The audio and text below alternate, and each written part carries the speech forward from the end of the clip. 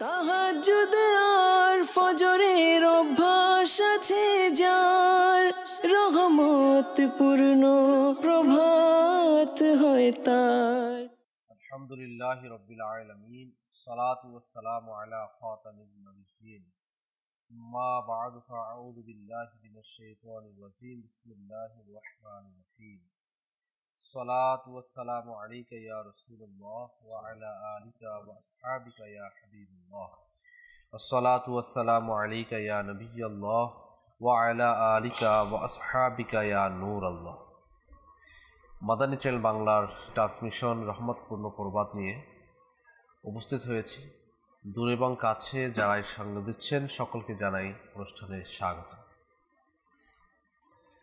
আমরা অনুষ্ঠানের মধ্যে শুরুতেই হামদে বারি তাআলা শ্রবণ করব। একটি টপিক আজকের রয়েছে।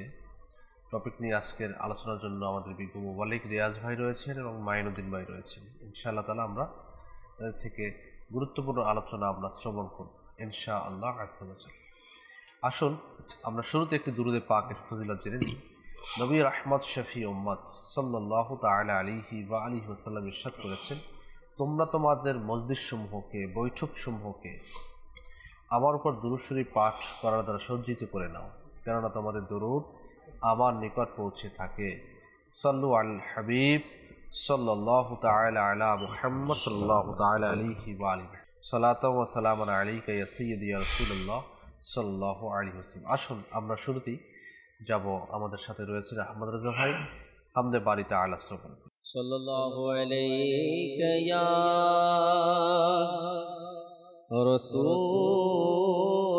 রাসূলুল্লাহ ওয়া সাল্লামু আলাইকা ইয়া হাবিবাল্লাহ। کیا جود و کرم ہے شہ بطحا تیرا،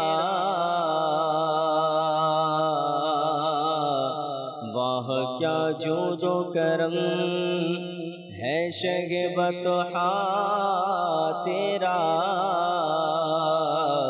نہیں سنتا ہی نہیں مانگنے والا تیرا، نہیں سنتا ہی نہیں مانگنے والا تیرا۔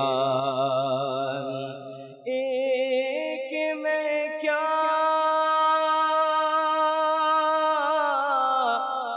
میری عصیاں کی حقیقت کتنی، ایک میں کیا میری عصیاں کی حقیقت کتنی، مجھ سے 100 لاکھ کو کافی ہے اشارہ تیرا۔ صلی اللہ علیہ یا رسول اللہ وسلم علیک یا حبیب اللہ، وسلم علیک یا حبیب اللہ۔ اللہ اللہ اللہ اللہ اللہ اللہ اللہ اللہ اللہ اللہ اللہ اللہ اللہ اللہ اللہ لا الہ الا اللہ، لا الہ الا اللہ، لا الہ الا اللہ، لا الہ الا اللہ، اللہ اللہ اللہ اللہ اللہ اللہ اللہ حسبی ربی جل اللہ ما فی قلبی غیر اللہ، حسبی ربی جل اللہ ما فی قلبی غیر اللہ، সাল্লাল্লাহ লা ইলাহা ইল্লাল্লাহ লা ইলাহা ইল্লাল্লাহ লা ইলাহা ইল্লাল্লাহ লা ইলাহা ইল্লাল্লাহ লা ইলাহা ইল্লাল্লাহ আল্লাহু আল্লাহু আল্লাহু আল্লাহু আল্লাহু আল্লাহু লা মওজুদা ইল্লাল্লাহ লা মওজুদা ইল্লাল্লাহ লা মাশহুদা ইল্লাল্লাহ লা মওজুদা ইল্লাল্লাহ লা মাশহুদা ইল্লাল্লাহ লা মাকসুদা ইল্লাল্লাহ লা মা'বুদা ইল্লাল্লাহ আল্লাহু আল্লাহু আল্লাহু আল্লাহু আল্লাহু আল্লাহু আল্লাহু আল্লাহু লা ইলাহা ইল্লাল্লাহ লা ইলাহা ইল্লাল্লাহ লা ইলাহা ইল্লাল্লাহ লা ইলাহা ইল্লাল্লাহ আল্লাহু আল্লাহু আল্লাহু আল্লাহু আল্লাহু আল্লাহু আল্লাহু আল্লাহু আল্লাহ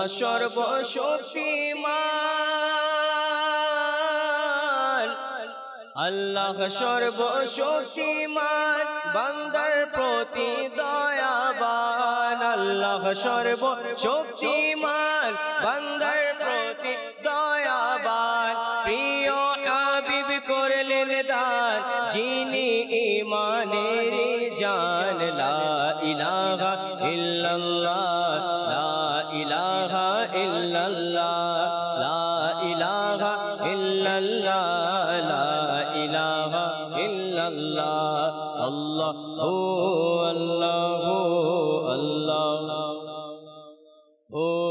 আল্লাহু আল্লাহু আল্লাহু আল্লাহু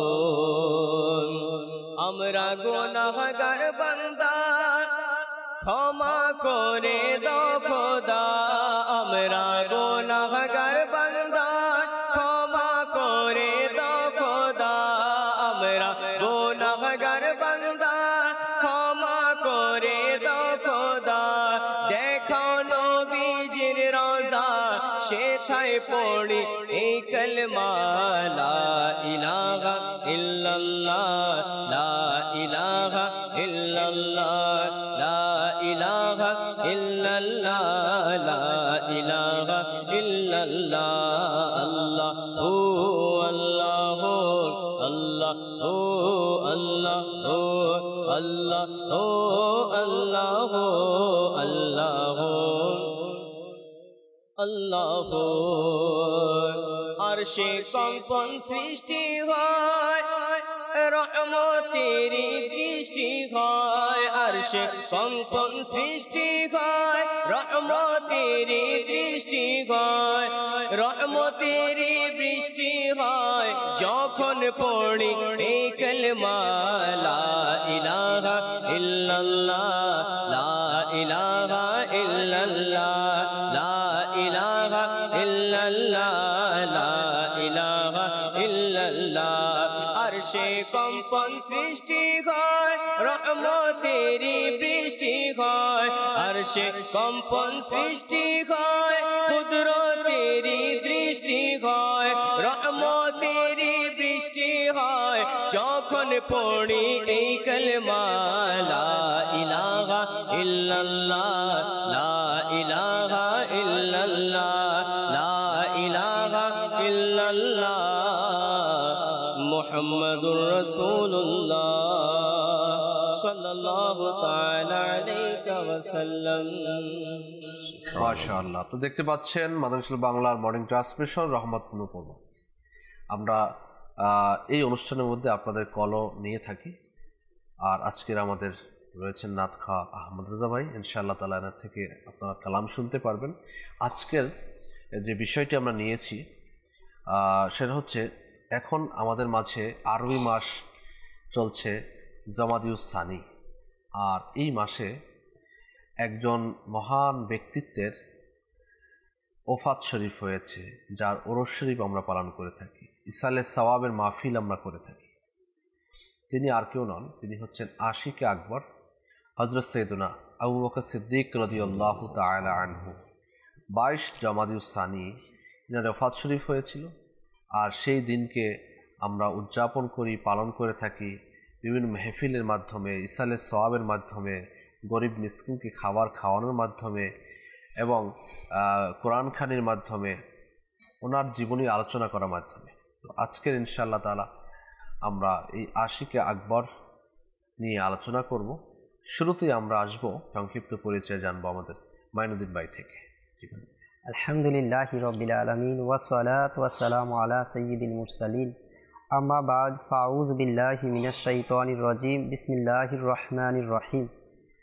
যে আমরা শ্রবণ করেছিলাম আজকের বিষয়বস্তু আশিকে আকবর, অর্থাৎ এমন এক ব্যক্তিত্ব যার সম্পর্ক ইসলামের সাথে ওতপ্রোতভাবে জড়িত।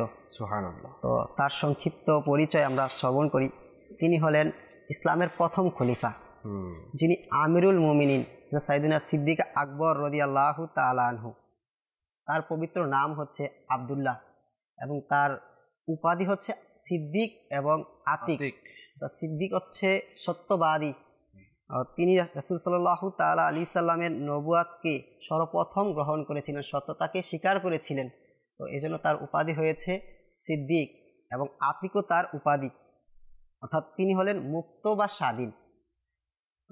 নবী করিম সাল্লাল্লাহু তাআলা আলাইহি সাল্লাম তার ব্যাপারে ইরশাদ করেন যে তুমি জাহান্নামের আগুন থেকে মুক্ত। সুবহানাল্লাহ। হযরত সিদ্দিক আকবর রাদিয়াল্লাহু তাআলা হলেন কুরাইশ বংশীয়। তিনি নবী সাল্লাল্লাহু তাআলা আলাইহি সাল্লামের বংশের সাথে সপ্তম পুরুষে গিয়ে মিলিত হয়েছেন। তার বংশ হচ্ছে নবী সাল্লাল্লাহু তাআলা আলাইহি সাল্লামের সপ্তম বংশের সাথে মিলিত হয়েছে। তার পবিত্র জন্ম হয় যখন আবরার বাদশা হস্তি বাহিনী নিয়ে মক্কাতুল মুকাররমায় আক্রমণ করেছিল। সেই সময়ের কমবেশ 2.5 বছর পরে তার শুভ জন্ম হয়। এবং আমিরুল মুমিনিন হযরত সিদ্দিক আকবর রাদিয়াল্লাহু তাআলা আনহু সেই সাহাবী যিনি তাজদারে রিসালাত, শাহেনশাহে নবুয়াত, হুজুরে নূর সাল্লাল্লাহু তাআলা আলাইহি সাল্লাম এর রিসালাতের সর্বপ্রথম সততা স্বীকারকারী। তিনি হলেন জামিউল কামালাত, অর্থাৎ সকল পূর্ণতার দ্বারক ও বাহক। তিনি রাদিয়াল্লাহু তাআলা আনহু এমন এক ব্যক্তিত্ব যিনি ইসলামের সকল যুদ্ধে সশরীরে অংশগ্রহণ করেছেন, এবং স্বাধীন পুরুষের মধ্যে তিনি সর্বপ্রথম ইসলাম গ্রহণ করেন। তিনি রাসূল সাল্লাল্লাহু তাআলা আলাইহি সাল্লামের সকল কাজেই পরামর্শদাতা হিসেবে রাসূল সাল্লাল্লাহু তাআলা আলাইহি সাল্লামের সঙ্গী ছিলেন। তিনি রাসূল সাল্লাল্লাহু আলাইহি সাল্লামকে সকল কাজেই পরামর্শ দিতেন এবং রাসূল সাল্লাল্লাহু তার থেকে পরামর্শ গ্রহণ করতেন। নবী করিম সাল্লাল্লাহু আলাইহি সাল্লামের সাথে তিনি তার সমস্ত জীবন, তার বাহ্যিক যে জীবনটা ছিল, এই জীবনের ধারাবাহিকতা নবী সাল্লাল্লাহু তাআলা আলাইহি সাল্লামের সাথেই তিনি বিশ্বস্ততার সাথে বিসর্জন করেছেন। অর্থাৎ নবী তার যে জাহেরি হায়াত যেটা ছিল, সম্পূর্ণ হায়াতটাকেই নবী সাল্লাল্লাহু তাআলা আলাইহি সাল্লাম ইসলাম গ্রহণের পর থেকে নবী সাল্লাল্লাহু তাআলা আলাইহি সাল্লামের সাথেই অতিবাহিত করেছেন। মুসলমানদের প্রথম খলিফা নিযুক্ত হওয়ার পরে তিনি প্রায় 2 বছর 7 মাস এই খেলাফতের দায়িত্ব পালন করেছেন, এবং 22 জামাদিউস সানি 1300 হিজরি সনে রোজ সোমবার দিন অতিবাহিত করার পর তিনি ইন্তেকাল করেন। তার জানাজার নামাজ পড়ান হযরত ওমর ফারুক রাদিয়াল্লাহু তাআলা আনহু, এবং তাকে রওজায়ে আনোয়ার হুজুরে নূর সাল্লাল্লাহু তাআলা আলাইহি সাল্লামের পবিত্র রওজা শরীফের ডান পাশে সমাহিত করা হয়। এ হচ্ছে তার হযরত আবু বকর সিদ্দিক রাদিয়াল্লাহু তাআলা আনহুর সংক্ষিপ্ত পরিচয়। আসলে ব্যক্তিত্ব যেমন, পরিচয় তেমন, আর দেখতে তো হবে। আপনার বলা হয়ে থাকে যে বাশারের মধ্যে, মানুষের মধ্যে সর্বশ্রেষ্ঠ মানুষ আম্বিয়াদের পরে, নবীগণ আলাইহিস সালামের পরে হচ্ছে মানুষ। এই মানুষের মধ্যে সর্বশ্রেষ্ঠ হচ্ছে আবু বকর সিদ্দিক রাদিয়াল্লাহু তাআলা আনহু। আর এনার পরিচয় আমরা জানলাম, ইনি হচ্ছেন কেমন সেই পুরুষ ছিলেন, সুপুরুষ ছিলেন। নবী পাক সাল্লাল্লাহু তাআলা আলাইহি সাল্লামকে, রিসালাতকে তিনি কতটুকু সহযোগিতা করেছেন, এনার জীবনী যদি অধ্যয়ন করা হয় তখন ইশক মুহাব্বত কাকে বলে নবী পাক সাল্লাল্লাহু আলাইহি সাল্লামের প্রতি, তখন দেখা যায় যে ইশক কাকে বলে, মুহাব্বত কাকে বলে। আল্লাহু আকবার। সিদ্দিক আকবর রাদিয়াল্লাহু তাআলা আনহু জীবনী অধ্যয়ন করলে দেখা যায় নবী পাক সাল্লাল্লাহু আলাইহি ওয়াসাল্লামকে কতটুকু তিনি সহযোগিতা করেছেন ইসলাম প্রচারের ক্ষেত্রে। সেই মক্কাতুল মুকাররমা থেকে হিজরাতের করা থেকে শুরু করে প্রত্যেকটি সেক্টরের মধ্যে সিদ্দিক আকবর রাদিয়াল্লাহু তাআলা আনহুর ভূমিকা ছিলেন। জানবো আরো কিছু আমাদের রিয়াজ ভাই থেকে। বিসমিল্লাহির রহমানির রহিম। আজকে যার জীবনী নিয়ে আলোচনা, তার আলোচনা কোনো নতুন নয়। যখন থেকে তিনি ইসলামের ছায়াতলে এসেছেন তখন থেকে তিনি প্রশংসিত, এবং যদি দেখা হয় প্রশংসা কে কার করেছে, আচ্ছা, নবী পাক সাল্লাল্লাহু তাআলা আলাইহি ওয়াসাল্লাম নিজের জীবদ্দশায় সিদ্দিক আকবর রাদিয়াল্লাহু তাআলা আনহু এর যে প্রশংসা তিনি করেছেন তা অতুলনীয়। এবং নবী পাক সাল্লাল্লাহু আলাইহি ওয়াসাল্লাম এর সম্পর্কে বলা হয়েছে, হুজুর সাল্লাল্লাহু আলাইহি ওয়াসাল্লাম তাই বলেছেন যা আল্লাহ তাআলা হুকুম করেছেন। হুজুর যা বলতেন যা আল্লাহ তাবারাক ওয়া তাআলা হুকুম ছিল। সিদ্দিক আকবর রাদিয়াল্লাহু তাআলা আনহু এর প্রশংসা স্বয়ং নবী পাক সাল্লাল্লাহু আলাইহি ওয়াসাল্লাম যখন করেছেন, তো আমরা করব না কেন? নবী পাক সাল্লাল্লাহু আলাইহি ওয়াসাল্লাম যাকে ভালোবেসেছেন আমরা বাসবো না কেন?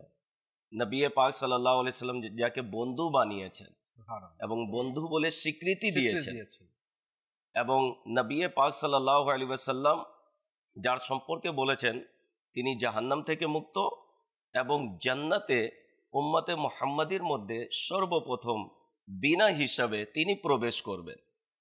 আচ্ছা, এদিকে বাপু একটি বিষয় লক্ষণীয়, সেটি হচ্ছে দুনিয়ার মধ্যে যাকে রেজাল্ট দেয়া হয়েছে, জান্নাতের সুসংবাদও দেয়া হয়েছে, জাহান্নাম থেকে মুক্তিও প্রদান করা হয়েছে। আচ্ছা, আশরায়ে মুবাশশারের মধ্যে অন্যতম তিনি। আচ্ছা, সাহাবা ইকরামদের মধ্যে ক্যাটাগরি রয়েছে ফজিলতের, না?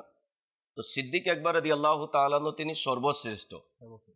এরপরে হচ্ছেন ফারুক আজম রাদিয়াল্লাহু তাআলা আনহু, এরপরে ওসমানে গনি রাদিয়াল্লাহু তাআলা আনহু, এরপরে মাওলা আলী কারামাল্লাহু তাআলা ওয়াজহুল কারীম, এরপরে বলা হচ্ছে আশরায়ে মুবাশশিরাগণ, এরপরে বদরের যুদ্ধে যারা অংশগ্রহণ করেছেন তারা, এরপরে উহুদের যুদ্ধে অংশগ্রহণকারীগণ, এরপরে অন্যান্য সাহাবা ইকরাম আলিমুর রিদওয়ানের মর্যাদা রয়েছে। তো নবী পাক সাল্লাল্লাহু তাআলা আলাইহি ওয়াসাল্লাম সিদ্দিক আকবর রাদিয়াল্লাহু তাআলা আনহু এর ফজিলত বয়ান করেছেন, অন্যান্য সাহাবা ইকরাম সেটি মেনেও নিয়েছেন। কেউ নবী পাক সাল্লাল্লাহু আলাইহি সাল্লামের ফরমানের প্রতি কেউ বিরোধিতাও করেনি, বরং তারা মাথা পেতে মেনে নিলেন। স্বয়ং মাওলা আলী কারামাল্লাহু তাআলা ওয়াজহুল কারীম তিনি ইরশাদ করেন যে আমাদের মধ্যে সর্বশ্রেষ্ঠ হচ্ছে আবু বকর, এরপরে ওসমানে গনি, তিনি এরপরে ফারুক আজম রাদিয়াল্লাহু তাআলা আনহু। মাওলা আলী কারামাল্লাহু তাআলা ওয়াজহুল কারীম স্বয়ং নিজে বলেন, আমাকে যদি কেউ ফারুকে আজম এবং আবু বকর সিদ্দিক থেকে যদি শ্রেষ্ঠ বলে তাহলে আমি তাকে অপবাদ দেবার শাস্তি প্রদান করব। এখানে একটি আমি একটু যোগ করবো রিয়াজ ভাই, এই কথাটা আসলো কেন? জি জি, আসার তো একটা কারণ আছে না? এর আসার কারণ হয়তো আহলে বাইত আতহারের মধ্যে মাওলা আলী রাদিয়াল্লাহু তাআলা আনহু ছিলেন, তিনি মা ফাতেমা জাহরা রাদিয়াল্লাহু তাআলা আনহা এর স্বামী হিসেবে অধিষ্ঠিত হয়েছেন, এবং যুবকদের সরদার, জান্নাতি যুবকদের সরদার হাসান হুসাইন রাদিয়াল্লাহু তাআলা আনহুম আজমাইন এর পিতা হওয়ার সৌভাগ্য অর্জন করেছেন। এক্ষেত্রে হয়তো কারো দিলের মধ্যে, কারো অন্তরের মধ্যে কোনো ওয়াসওয়াসা চলে আসতে পারে যে তার মর্যাদার দিক থেকে হয়তো তিনিই উত্তম। এটিও ছিল। দ্বিতীয় নম্বর হচ্ছে সাহাবা ইকরামদের পুত পবিত্র হৃদয় ছিল, তারা একে অপরকে রেসপেক্টও দিতেন, যা সত্যতা সেটাই মানুষের মাঝে তুলে ধরতেন। মাওলা আলী কারামাল্লাহু তাআলা ওয়াজহুল কারীমের নিজের একটি শান রয়েছে, মর্যাদা রয়েছে, মাহাত্ম্য রয়েছে। তো মাওলা আলী কারামাল্লাহু তাআলা ওয়াজহুল কারীম এখানে প্রকাশ করে দিলেন যে সর্বশ্রেষ্ঠ উম্মতে মুহাম্মাদের মধ্যে সিদ্দিক আকবর রাদিয়াল্লাহু তাআলা আনহু, ফারুক আজম রাদিয়াল্লাহু তাআলা আনহু, এবং এটিও স্পষ্ট করে দিলেন কেউ যদি আমাকে শ্রেষ্ঠত্ব বলে, এখানে মাওলা আলী কারামাল্লাহু তাআলা ওয়াজহুল কারীমের যদি দেখা যায় তাহলে বিলায়েতের যে পাওয়ার এবং ভবিষ্যৎবাণী যে হয়তোবা এমনও হতে পারে কেউ না কেউ আমাকে শ্রেষ্ঠত্ব বলবে, তিনি প্রকাশ করে দিলেন যে আবু বকর সিদ্দিক এবং ফারুক আজম চেয়ে আমি শ্রেষ্ঠ নয়। আর কেউ যদি বলে তাও শাস্তিও তাদেরকে দেওয়ার ঘোষণা করেছেন। তো যখন সিদ্দিক আকবর রাদিয়াল্লাহু তাআলা আনহু এর শ্রেষ্ঠত্ব নবী পাক সাল্লাল্লাহু আলাইহি সাল্লাম বলেছেন, অন্যান্য সাহাবা ইকরাম আলিমুর রিদওয়ান বলেছেন, আমরা বলবো না কেন? সিদ্দিক আকবর রাদিয়াল্লাহু তাআলা আনহু ফজিলত দেখুন। নবী পাক সাল্লাল্লাহু আলাইহি ওয়াসাল্লাম একবার বললেন যে কিছুক্ষণের মধ্যে তোমরা জান্নাতি ব্যক্তি দেখবে। তাৎক্ষণিক সিদ্দিক আকবর রাদিয়াল্লাহু তাআলা আনহু উপস্থিত হলেন। আচ্ছা, সিদ্দিক আকবর রাদিয়াল্লাহু তাআলা আনহু নবী পাক সাল্লাল্লাহু আলাইহি ওয়াসাল্লামের এমন সাথী, বলা হয়েছে ইসলাম গ্রহণের পূর্বেও তিনি সাথী ছিলেন নবী পাক সাল্লাল্লাহু আলাইহি ওয়াসাল্লামের, ইসলাম গ্রহণের পরেও নবী পাক সাল্লাল্লাহু আলাইহি ওয়াসাল্লাম তাকে সাথী বানিয়েছেন। আর একবার তো এমন চমৎকার একটি ঘটনা, সেটি হচ্ছে নবী পাক সাল্লাল্লাহু আলাইহি ওয়াসাল্লাম একবার পুকুরের নিকটে তাশরিফ আনলেন, অন্যান্য সাহাবায়ে কেরাম উপস্থিত ছিলেন। তো নবী পাক সাল্লাল্লাহু আলাইহি ওয়াসাল্লাম বললেন, তোমরা যে যাকে ভালোবাসো তার দিকে সাঁতার কেটে চলে যাও। তো যে যাকে ভালোবাসতো তার দিকে চলে গেল।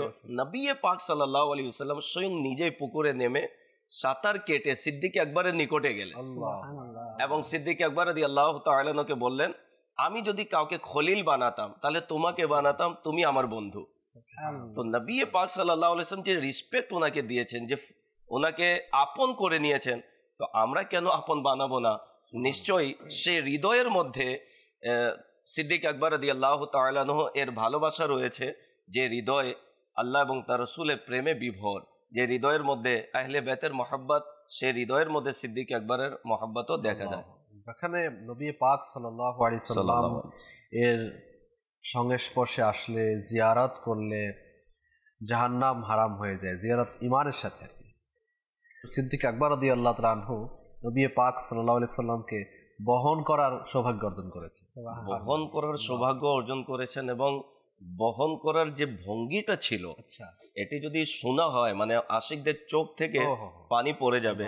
নবী পাক সাল্লাল্লাহু আলাইহি ওয়াসাল্লামকে কাঁধের উপর উঠালেন, বরং দেখা যায় যে নবী পাক সাল্লাল্লাহু আলাইহি ওয়াসাল্লাম দয়া করেছেন সিদ্দিক আকবরের প্রতি।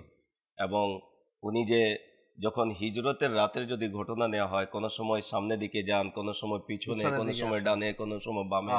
তো নবী পাক সাল্লাল্লাহু আলাইহি ওয়াসাল্লাম যখন জিজ্ঞেস করলেন এরকম কেন করছেন, তখন তিনি বলেন, ইয়া রাসূলুল্লাহ, যখন আমার আশঙ্কা হয় যে কাফের মুশরিকরা সামনের দিকে আপনাকে তীর নিক্ষেপ করবে, তো আমি সামনের দিকে চলে যাই।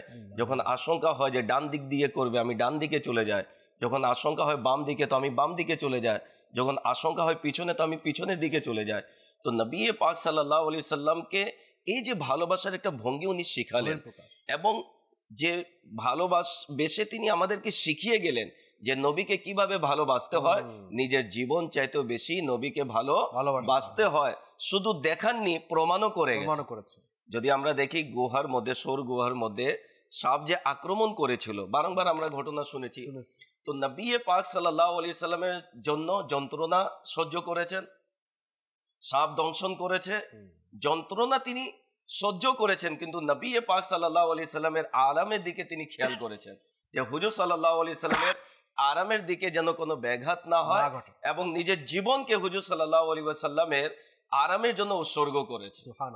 তো এটি প্রমাণ করেছেন সিদ্দিক আকবর রাদিয়াল্লাহু তাআলা। আমাদের জন্য অনেক বড় শিক্ষা যে সাহাবায়ে কেরাম আলাইহিম রিদওয়ানগণ নবী পাক সাল্লাল্লাহু আলাইহি সাল্লাম আরাম করছেন, সেখানে আবার সাপেও ধ্বংসন করেছে, সাপে কেটেছে, তার যন্ত্রণা হচ্ছে, কিন্তু তিনি নবী সাল্লাল্লাহু আলাইহি ওয়াসাল্লামকে জাগাচ্ছেন না, আরামের ব্যাঘাত যেন না ঘটে। আলা হযরত বলেছেন না, এ ইশক তেরে সদকে জলনে সে ছুটে সস্তে, वो आग लगाई है जो आग बुझा देगी।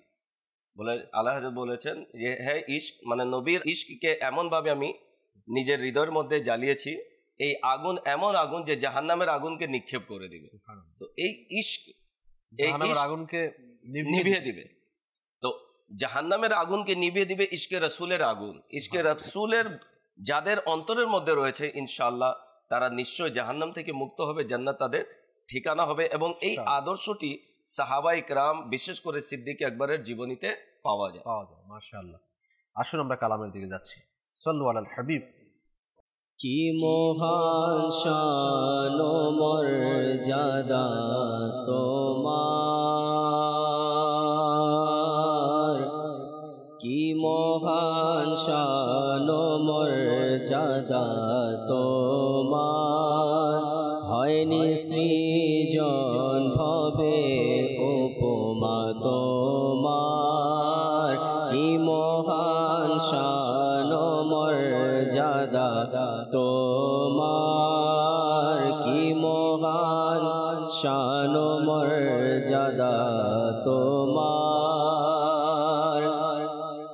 এই পৃথিবীতে ধনী হোক বা গরীব,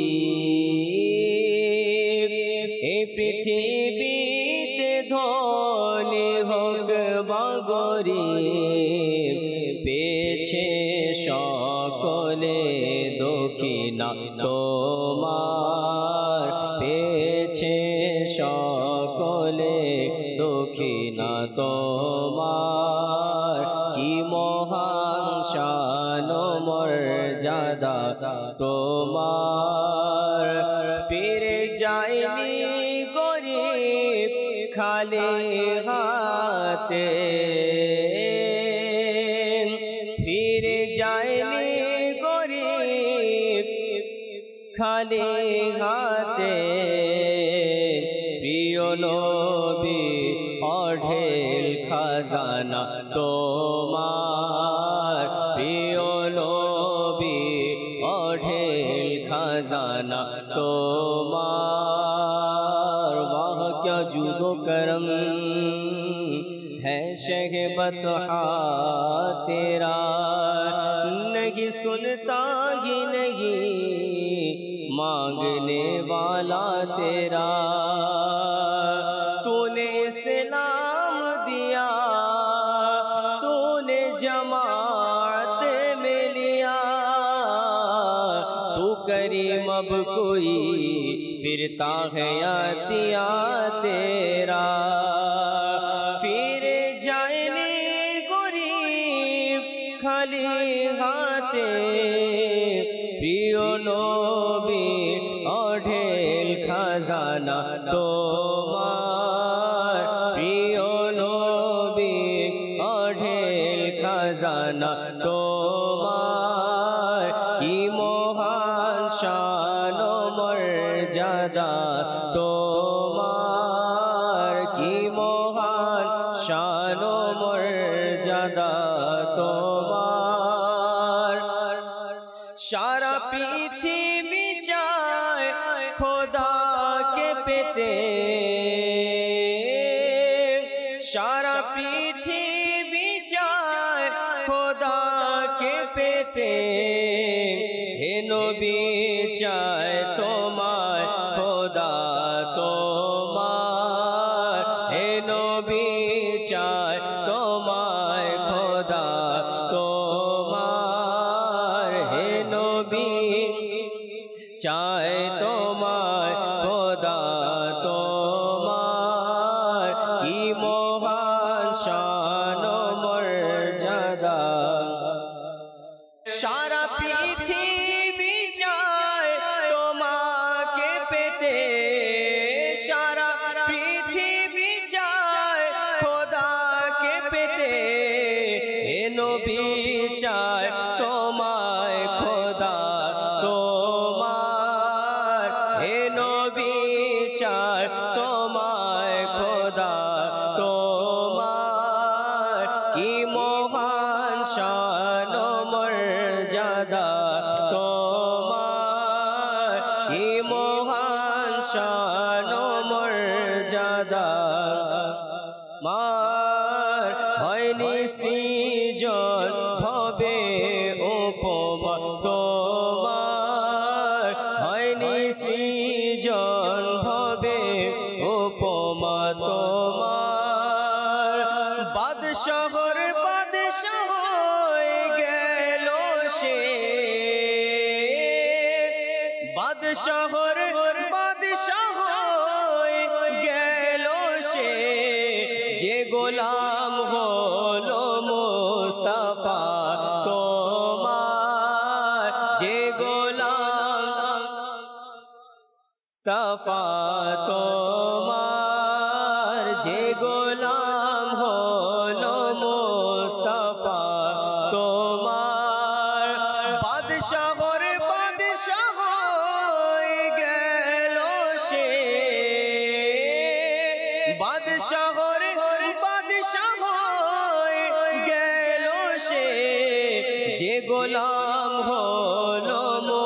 মুস্তাফা তোমার যে গোলাম হলো মুস্তাফা তোমার কি মহান শান ও মর্যাদা তোমার হয়নি সৃজন ভবে উপমা তোমার কি মহান শান ও মর্যাদা তোমার কি মহান শান ও মর্যাদা তোমার।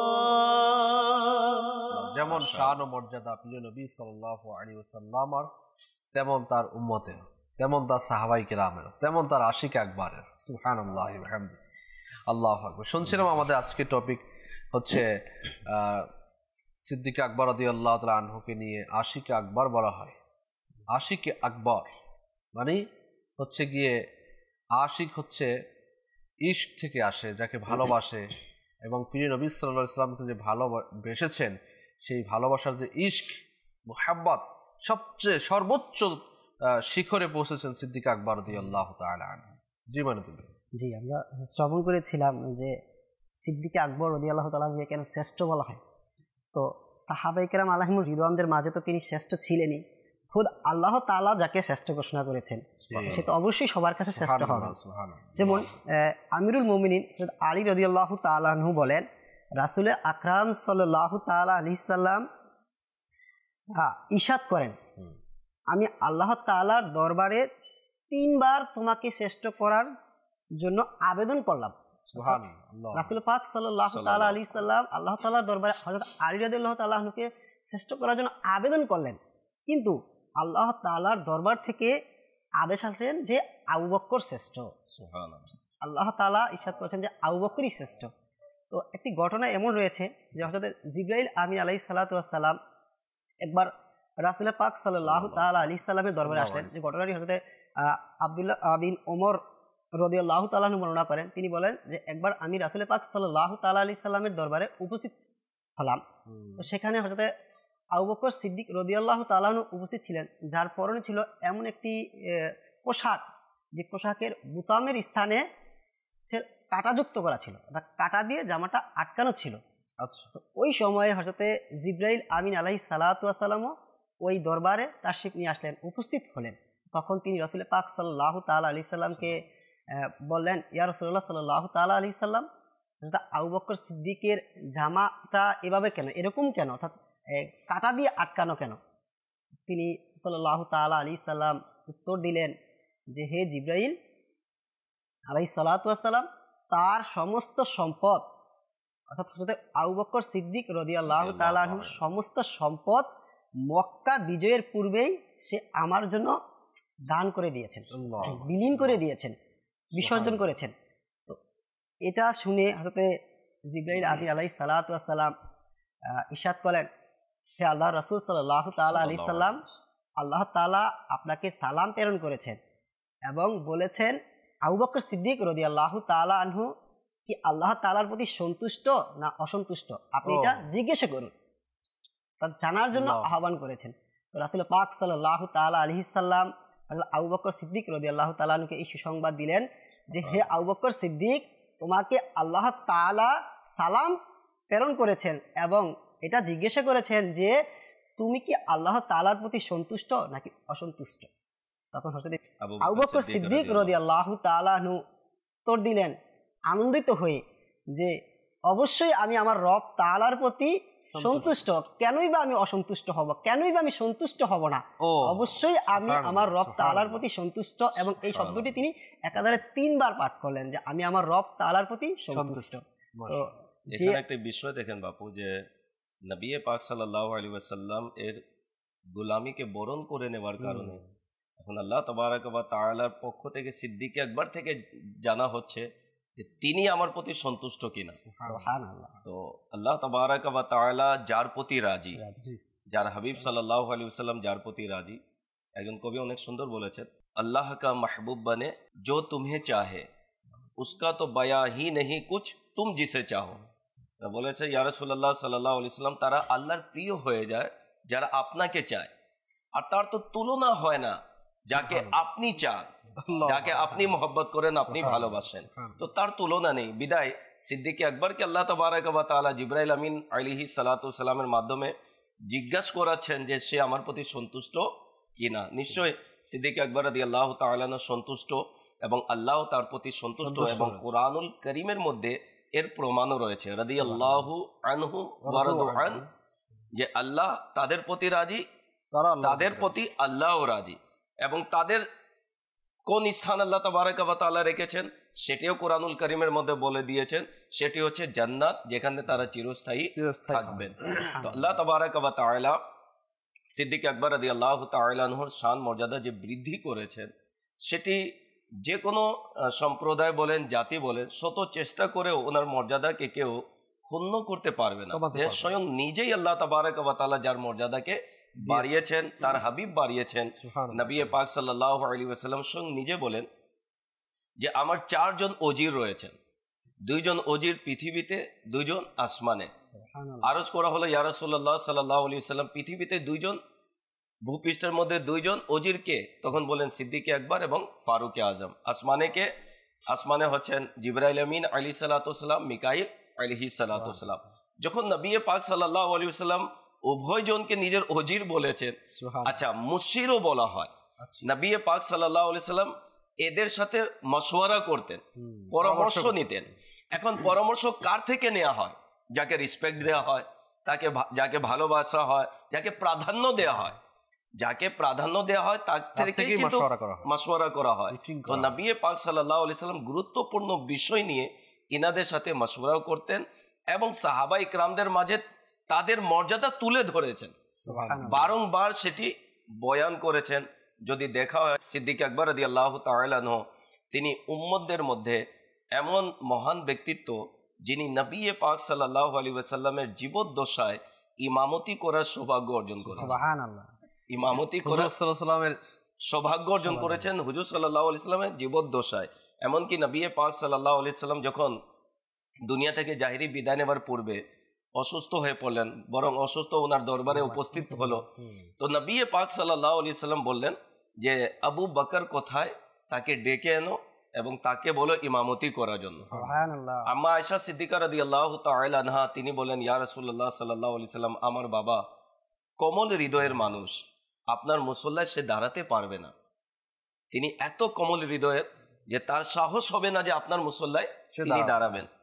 নবী পাক সাল্লাল্লাহু আলাইহি ওয়াসাল্লাম তাকিদ করলেন যে আবু বকরকে আনো, সে মুসলমানদের ইমামতি করবে। তো নামাজ কায়েম হলো, তো সে নামাজের মধ্যে ইমামতি করলেন ফারুক আজম রাদিয়াল্লাহু তাআলা আনহু। নবী পাক সাল্লাল্লাহু আলাইহি ওয়াসাল্লাম যখন তাকবীরাতে ইন্তাকালাত, অর্থাৎ আল্লাহু আকবার, সামি আল্লাহু লিমান হামিদা, এই আওয়াজ যখন হুজরা মুবারক থেকে শুনতে পেলেন, তখন নবী পাক সাল্লাল্লাহু আলাইহি ওয়াসাল্লাম বললেন, আমি তো আবু বকরকে বলছিলাম ইমামতি করার জন্য, অন্য কোন ব্যক্তিকে কেন ডাকা হলো? তো যখন নামাজ শেষ, তখন নবী পাক সাল্লাল্লাহু আলাইহি ওয়াসাল্লাম বললেন যে এই উম্মতের ইমামতি আবু বকর করবে। ফারুক আজম যখন জানতে পারলেন, তখন ফারুক আজম বললেন, ওয়াল্লাহ, আল্লাহর কসম, আমি যদি জানতাম যে ইমামতের জন্য সিদ্দিক আকবরের নাম নির্ধারণ করে হুজুর সাল্লাল্লাহু আলাইহি ওয়াসাল্লাম বলেছেন, তাহলে আমি কোনোদিন ইমামতির মুসল্লায় দাঁড়াতাম না। পরিশেষে সিদ্দিক আকবর রাদিয়াল্লাহু তাআলা আনহু ইমামতি করলেন। ইভেন কি নবী পাক সাল্লাল্লাহু আলাইহি ওয়াসাল্লাম স্বয়ং নিজে তার ইমামতি নামাজ আদায় করেছেন। বলা হয় যে ইশারায় ইঙ্গিতে সিদ্দিক আকবর রাদিয়াল্লাহু তাআলা আনহু এর খেলাফতের ব্যাপারে হুজুর সাল্লাল্লাহু আলাইহি ওয়াসাল্লাম বলেছেন, সাহাবা ইকরামদেরকেও বলেছেন, মাওলা আলীকেও বলেছেন যে আমার পরে কে হবে, মুসলমানদের খেলাফতে আসীন হবে, তারপরে কে হবে, তারপরে কে হবে। এই জন্য মাওলা আলী কারামাল্লাহু তাআলা ওয়াজহুল করিম তিনি বলেন, যদি নবী পাক সাল্লাল্লাহু আলাইহি সাল্লাম আমার নাম নিয়ে বলতেন যে আমি ইসলামের প্রথম খলিফা হব, তাহলে আমি কাউকে হতে দিতাম না। কিন্তু নবী পাক সাল্লাল্লাহু আলাইহি সাল্লাম সিদ্দিক আকবরের ব্যাপারে বলেছেন, ফারুক আজমের ব্যাপারে বলেছেন, ওসমানে গনির ব্যাপারে বলেছেন। তো যারা মাওলা আলী কারামাল্লাহু তাআলা ওয়াজহুল করিম এর সম্পর্কে বলে মাযাল্লাহ তিনি ইসলামের প্রথম খলিফা, তিনি নিজে বলেন যে ইসলামের প্রথম খলিফা হচ্ছে সিদ্দিক আকবর রাদিয়াল্লাহু তাআলা আনহু। এখানে একটা জিনিস, যখন মানে গার্ডিয়ান বলেন, বাবা বলেন, অথবা অফিসের কোনো বস বলেন, কাউকে সামনে নিয়ে আসতে চায়, তখন তার মাধ্যমে অনেক কাজ করিয়ে থাকেন, তাকে সামনে বাড়িয়ে থাকেন এবং তার উপর বিশ্বাস ভরসা করে থাকেন। তো নবী রাহমাত সাল্লাল্লাহু আলাইহি সাল্লাম সিদ্দিক আকবর রাদিয়াল্লাহু তাআলা আনহু এনার যে খেলাফতে আসনে সমাসীন হবেন, এর ইঙ্গিত কিন্তু এই সকল কাজ থেকেই বোঝা যায়। এই সকল কাজ থেকেই বোঝা যায় তার গুরুত্ব কতটুকু। এর পরে যাকে গুরুত্ব দিয়েছেন তারপরে তার গুরুত্ব হবে। এটা কিন্তু তৎকালীন সময়ে সাহাবাই কেরামের মধ্যে যে ইজমা ছিল, তা একতাবদ্ধ ছিল এবং তারা একজন আরেকজনকে রেসপেক্ট করতেন, আর এই বিষয়গুলো দ্বিমত ছিল না। এটা আমাদের জন্য খুবই শিক্ষণীয়, যেখানে দেখা যায় আমাদের সমাজের মধ্যে বিশৃঙ্খলতার সৃষ্টি হয়ে যায়। নবী রাহমাত সাল্লাল্লাহু আলাইহি সাল্লাম এই জিনিসগুলো আমাদেরকে কত সুন্দর করে বুঝিয়েছেন। সাহাবাই কিরামকে আসহাবিকান নুজুম বলা হয়, আকাশের তারকা সমতুল্য বলা হয়েছে হাদিসে কারিমার মধ্যে। আর সেখানে এই যে আপনার 4 খলিফা, তাদের আসন তো আরও উপরে, যেখানে আশারে মুবাশশারাদের ফজিলতের কথা বলা হয়। সুবহানাল্লাহি ওয়া বিহামদিহি। কিছু কল আমরা নিয়ে নিই, এরপর আমরা আবারও আসবো টপিকের উপরে। জি, কল চালিয়ে দিন। আমি কুমিল্লা থেকে, আমার নাম মাসুম মজুমদার। মাদানী চ্যানেলটা আমি দেখি, আপনাদের প্রোগ্রামটা আসলে অ্যাকচুয়ালি অনেক ভালো লাগে। আপনাদের প্রোগ্রাম মানে রাসূল যেভাবে পরিচালনা করতেন সেম ওইভাবে পরিচালনায় করেন আপনারা, তো এই জন্য আপনাদেরকে অসংখ্য অসংখ্য ধন্যবাদ। নিজে দেখুন, অপরকে দেখতে উৎসাহিত করুন। নবী পাক সাল্লাল্লাহু আলাইহি সাল্লাম যেভাবে আমাদেরকে বলেছেন, আল্লাহ পাক সেভাবে চলার তৌফিক নসিব করুন। আমিন। Next call.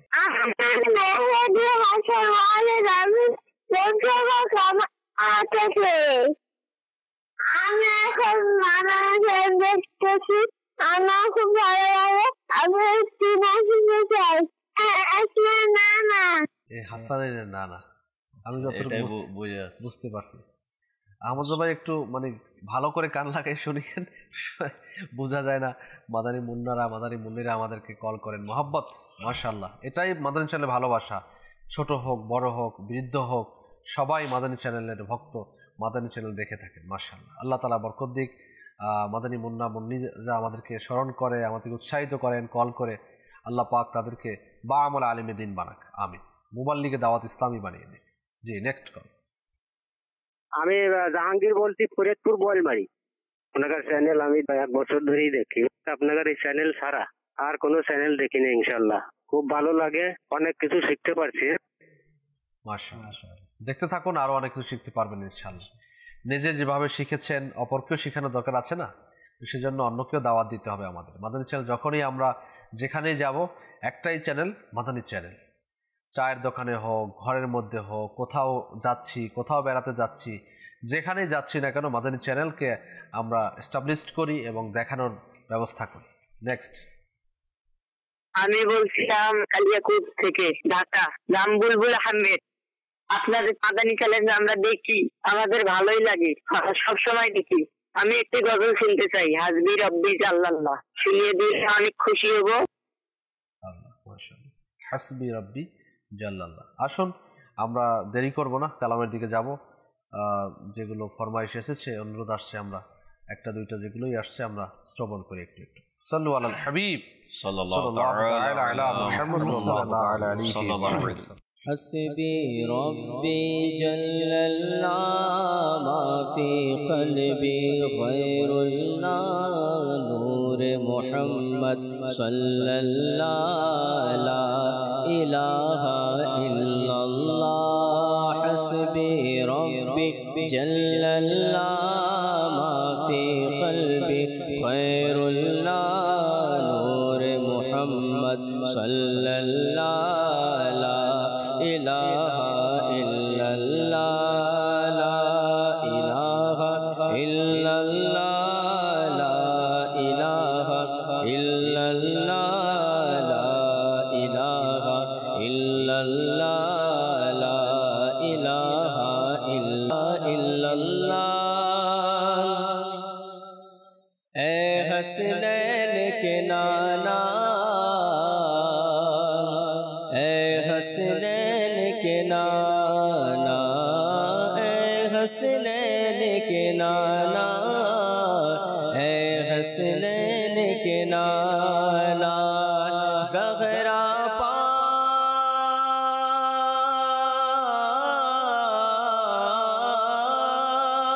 ज़हरा पाक के सदके हम पर नजर करम फरमाना, ऐ हसनैन के नाना, ऐ हसनैन के नाना, ऐ हसनैन के नाना, ऐ हसनैन के नाना।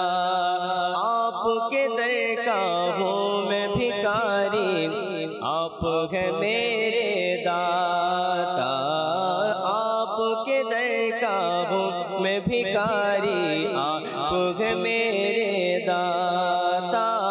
सारे रिश्ते नातों से है प्यारा अपना नाता, आप तो है आता है जिनको,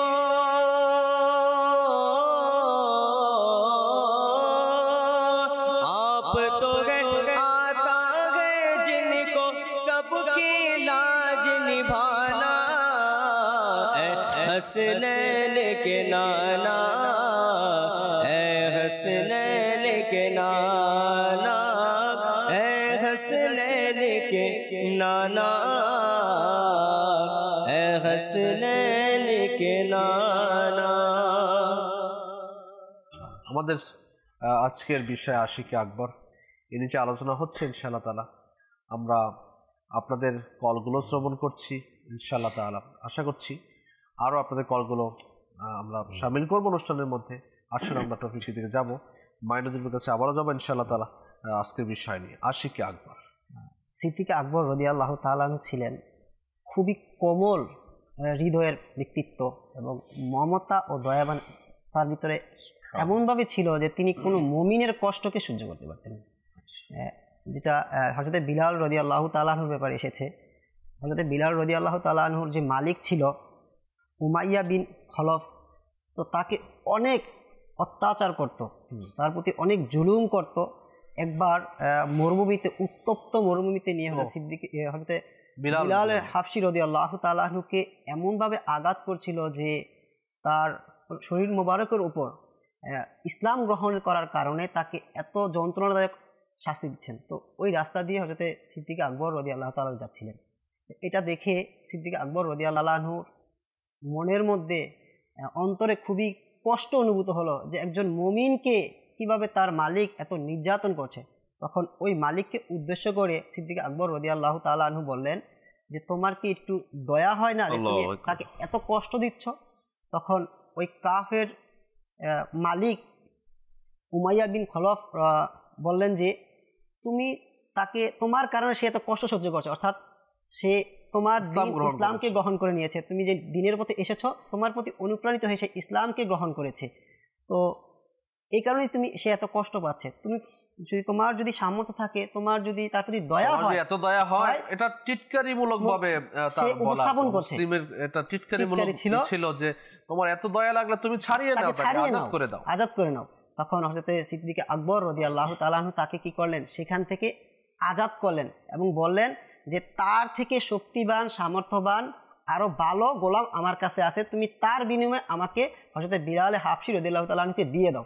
এখানে একটি লক্ষণীয় বিষয় ছিল, রিয়াজ ভাই হয়তো অ্যাড করবেন, যে তৎকালীন সময়ে বিলাল হাবশী রাদিয়াল্লাহু তাআলা আনহুকে যে মুক্ত করেছিলেন, যেই মানে দিনার দিরহাম দিয়েছেন অনেক বেশি দিয়েছেন, মানে তার দাবি অনেক বেশি ছিল, এবং তিনি এই কাজটি যখন করলেন, বিলাল রাদিয়াল্লাহু তাআলা আনহুকে তিনি যখন মুক্ত করলেন, তখনও যারা ইসলামের শত্রু ছিল তারা কটূক্তিমূলক কথা বলল যে সিদ্দিক আকবর রাদিয়াল্লাহু তাআলা আনহু এত চড়া মূল্যে তাকে ক্রয় করে মুক্ত করলেন, হয়তোবা তার স্বার্থ রয়েছে।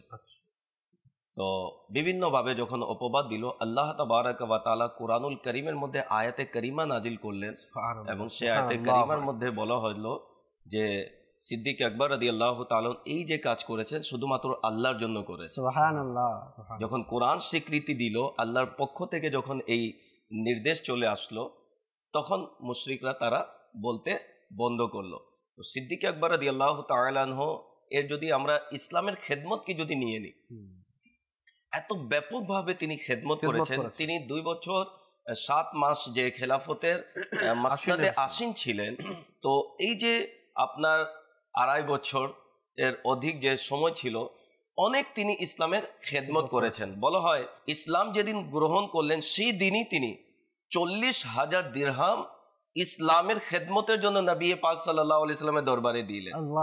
এবং যার এই দেওয়াতে নবী পাক সাল্লাল্লাহু আলাইহি সাল্লাম স্বয়ং নিজে প্রশংসা করেছেন যে আমাকে ইসলামের খেদমতের জন্য সিদ্দিক আকবরের সম্পদ যেভাবে কল্যাণ দিয়েছে, উপকার দিয়েছে, কারো মাল এত উপকার দেয়নি। এখানে একটু আমি অ্যাড করে দেবো, এরপর আপনি কন্টিনিউ করেন ব্যাপারটা।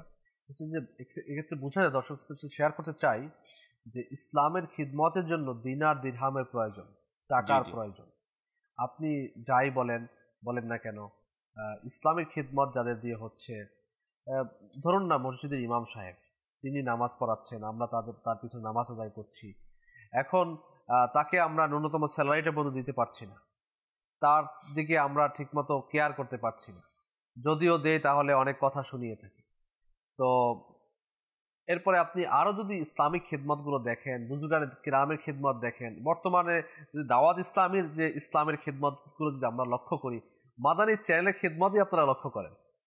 মাদানী চ্যানেলে কোনো অ্যাডভার্টাইজমেন্ট নেই, ডোনেশনের মাধ্যমে মাদানী চ্যানেল পরিচালিত হয়। আলহামদুলিল্লাহ অনেক দর্শক শ্রোতা আমাদেরকে সহযোগিতা করেন, টাকা পাঠিয়ে থাকেন, বিকাশে টাকা পাঠিয়ে থাকেন, মাদানী ফান্ডে দান করে থাকেন, জাকাত ফিতরা দিয়ে থাকেন। রমজান আসছে আমাদের মাঝে, রমজানেও আমাদেরকে সহযোগিতা করে থাকেন এবং এককালীন প্রত্যেক মাসে টাকা দিয়ে থাকেন, যার মাধ্যমে আমাদের এই সুন্দর সুন্দর অনুষ্ঠানগুলো সম্প্রচার করা হয়, যার মাধ্যমে মানুষ হিদায়াতের রাস্তা পেয়ে যায় এবং সাদকায়ে জারিয়া তার জন্য হয়ে যায়।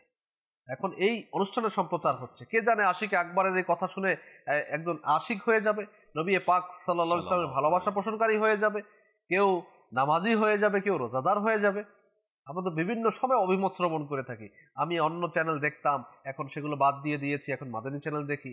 আমি আগে নামাজ পড়তাম না, এখন নামাজ পড়ি। আমি আগে মা বাবার খেদমত করতাম না, এখন করি।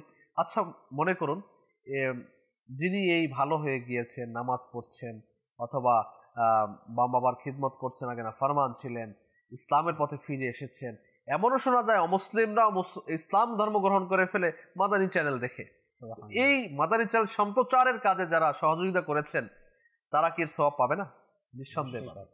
এজন্য সিদ্দিক আকবর রাদিয়াল্লাহু তাআলা আনহু যেভাবে করে ইসলামের খিদমতের জন্য নিজেকে বিলীন করে দিয়েছেন, নিজের সম্পদকেও বিলীন করেছেন, পক্ষান্তরে নিজেকেও বিলীন করেছেন। যে বিষয়টি আপনি তুলে ধরেছেন, ইসলামের খেদমতের জন্য আর্থিকভাবে সহযোগিতা করা, বিশেষ করে যারা মসজিদ মাদ্রাসার খেদমতে নিয়োজিত রয়েছে, যদি দেখা হয় সিদ্দিক আকবর রাদিয়াল্লাহু তাআলা আনহু যখন খেলাফতের মসনদে আসীন হলেন, তিনি ব্যবসায়ীও ছিলেন। তো ব্যবসা করতেন, ব্যবসার পাশাপাশি খেলাফতের তিনি যে কাজগুলি রয়েছে সেটি সম্পাদন করতেন। তো দেখা দিত যে সেই কাজের মধ্যে সেরকম মনোযোগ থাকতো না প্রাথমিক পর্বে। তখন ফারুক আজম রাদিয়াল্লাহু তাআলা আনহু তিনি সিদ্দিক আকবরকে বলেন, হে সিদ্দিক আকবর, সম্পূর্ণ সময় খেলাফতে আপনার অত্যন্ত দরকার। আপনি মুসলমানদের খেদমত করছেন, ইসলামের খেদমত করছেন, তো আমার পরামর্শ আপনি ব্যবসা ছেড়ে দিয়ে আপনি সম্পূর্ণ সময় এই খেলাফতের মসনদে আসীন হয়ে ইসলাম এবং মুসলমানের খেদমতে নিয়োজিত থাকুন। আপনার বেতন আমরা নির্ধারণ করব। বলা হয় যে সর্বপ্রথম বেতন মাল থেকে সর্বপ্রথম তার বেতনই নির্ধারণ করা হলো ইসলামের খেদমতের জন্য। এরপরে সিদ্দিক আকবর রাদিয়াল্লাহু তাআলা আনহু নিজের খেলাফতের সময় তিনি কোষাগার স্থায়ীভাবে তিনি বেতুল মাল যেটি সেটি তিনি নির্ধারণ করলেন, নির্দিষ্ট করলেন। আজকে মনে করেন রাষ্ট্রীয় পর্যায়ে যারা খেদমত করে তাদের বেতন রয়েছে, এটি সিদ্দিক আকবর রাদিয়াল্লাহু তাআলা আনহু খেলাফত থেকেই শুরু হয়েছে। আচ্ছা, এটি কেন? একজন লোক যখন ইসলামের জন্য সময় দিচ্ছে, সে তো চাকরি করতে পারছে না, সে ব্যবসাও করতে পারছে না, আর যদি করে দেখা যায় সেরকম মনোযোগ হয় না। তো এই জন্য কিছু লোককে ইসলামের খেদমতের জন্য কি ফারিক করে দেওয়া হয়েছে। যদি আমরা নবী পাক সাল্লাল্লাহু আলাইহি ওয়াসাল্লামের জীবনীতে যদি দেখি, যেমন হুজুর সাল্লাল্লাহু আলাইহি ওয়াসাল্লাম আসহাবে সুফফার জন্য সমস্ত তাদের কাজ ছিল দিনের খেদমত করা, তাদের ভরণ পোষণ সকল কিছুর দায়িত্ব হুজুর সাল্লাল্লাহু আলাইহি ওয়াসাল্লাম স্বয়ং নিজেই নিয়েছিলেন। এবং তাদের ইশক দেখেন, আহলে সুফফাবাসীদের ইশক দেখেন। নবী পাক সাল্লাল্লাহু আলাইহি ওয়াসাল্লাম এর কাছে যখন কিছু আসতো তাবাররুকাত, হাদিয়া, তখন এনাদেরকে ছাড়া নবী পাক সাল্লাল্লাহু আলাইহি ওয়াসাল্লাম খেতেন না। কোথাও দাওয়াত দিতেন, হুজুর পাক সাল্লাল্লাহু আলাইহি ওয়াসাল্লাম একাকে দাওয়াত দিতেন, ইয়া রাসূল আপনি শুধু একা আসবেন, কিন্তু তাদেরকে নিয়ে যেতেন এবং সেখানে এক একটা মুজিজা যে লক্ষণীয় হয়েছে। সুবহানাল্লাহ। সিদ্দিক আকবর রাদিয়াল্লাহু তাআলা আনহু আরেকটি বিষয়ে, অথচ সিদ্দিক আকবর রাদিয়াল্লাহু তাআলা আনহু বেতনকে যদি আমরা নেই, তিনি একবার ঘরের মধ্যে ওনার বাচ্চার আম্মা, স্ত্রী, সম্মানিতা স্ত্রী হালুয়া রান্না করলেন। তো হালুয়া যখন রান্না করলেন, তিনি দেখলেন যে হালুয়া তো এটা স্বাভাবিক খানার মধ্যে দৈনিক তো বানানো হয় না, রান্না করা হয় না, তো আজকে হালুয়া এটা তো এক্সট্রা কোত্থেকে আসলো? আচ্ছা, সিদ্দিক আকবর রাদিয়াল্লাহু তাআলা আনহু অভ্যাস মোবারক ছিল, যে কোনো খাবার ওনার কাছে আসলে জিজ্ঞেস করতেন কোত্থেকে আসলো, কিভাবে আসলো, কে দিয়েছে, কেন আসলো। বুঝে আসলে তিনি সেটি আহার করতেন, যদি বুঝে না আসলে সেটি তিনি পরিহার করতেন। তো যখন হালুয়া দেওয়া হলো তখন তিনি জিজ্ঞেস করলেন এই হালুয়া কোত্থেকে এসেছে। তখন ওনার স্ত্রী বললেন যে আপনাকে যে বেতন দেওয়া হয় ওই বেতন থেকে যে আপনি ঘরের খরচ দেন, সেই খরচ থেকে আমি কিছু বাঁচিয়ে এতটুকু আজকে জমা করেছি যে হালুয়া বানানোর উপযোগী হলো, বিদায় আমি হালুয়া বানালাম। তখন তিনি এইটি করলেন যে এই এত যদি কর্তন করে দেওয়া হয় তাহলে আমার সংসার চলতে অসুবিধা হবে না। এবং যিনি বেতুল মালের যিনি দায়িত্বপ্রাপ্ত ছিলেন, মনে করেন আপনার অর্থমন্ত্রী, অর্থ সম্পাদক, তো ওনার কাছে গিয়ে বলেন যে আমার বেতন থেকে এত টাকা বা এত দিরহাম দিনার যাই হোক সেটি যেন কর্তন করে দেওয়া হয়। এই যে ওনার চিন্তাধারা, তাকওয়া পরহেজগারি জায়েজ ছিল। আচ্ছা, জায়েজ ছিল, তারপরে মনে করেন এই যে দুনিয়ার প্রতি লোভী ছিলেন না। আজকে তো আমাদের নির্ধারিত বেতন ব্যতীত মানে যা আমরা পাই তাও নিয়ে নি, হালাল হারামের দিকে নয়। সিদ্দিক আকবরের আরেকটি ঘটনা, একবার সিদ্দিক আকবর রাদিয়াল্লাহু তাআলা আনহু এর প্রচন্ড খিদে লাগলো। তো খিদে লাগার কারণে কেউ ওনাকে দুধ দিল পান করার জন্য, তিনি তাৎক্ষণিক দুধ খেয়ে নিলেন। এত মানে ওনার খিদে লেগেছিল যে জিজ্ঞাসা করার ওনার খেয়ালই ছিল না। তো যিনি দুধ পরিবেশন করলেন তিনি বললেন, হে সিদ্দিক আকবর, আপনার তো অভ্যাস মোবারক রয়েছে, যখনই কিছু দেওয়া হয় খাবার জন্য আপনি জিজ্ঞাসা করলেন, কিন্তু আজকে জিজ্ঞাসা করলেন না। তখন তিনি বললেন, হ্যাঁ বলো, দুধ কোত্থেকে আনলে?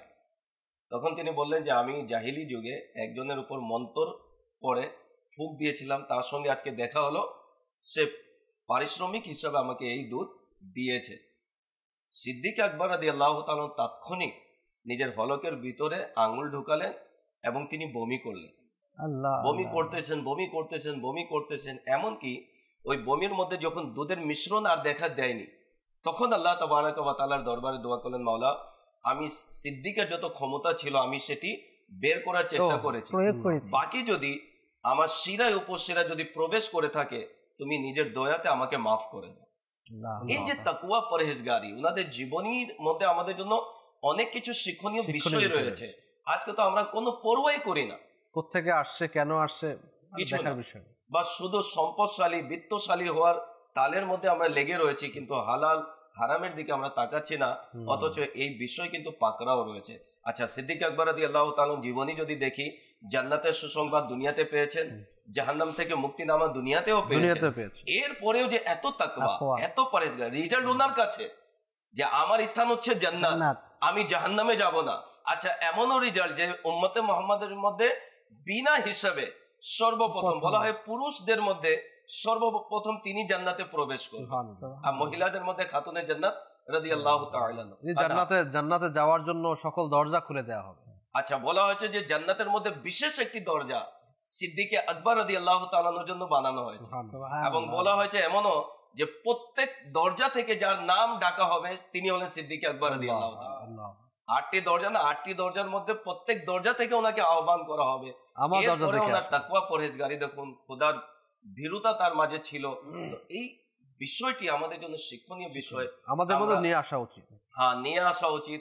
তাকওয়া পরহেজগারি যদি আমাদের মাঝে না আসবে কিভাবে? মানে আসার জন্য তো একটা রাস্তা দরকার, একটি রাস্তা, বসে বসে আর ঘুমিয়ে তো আসবে, পরিবেশ দরকার। দেখেন সাহাবায়ে কিরামদের মাঝে যেটি এসেছে না, নবী পাক সাল্লাল্লাহু আলাইহি সাল্লামের সংস্পর্শের কারণে এসেছে।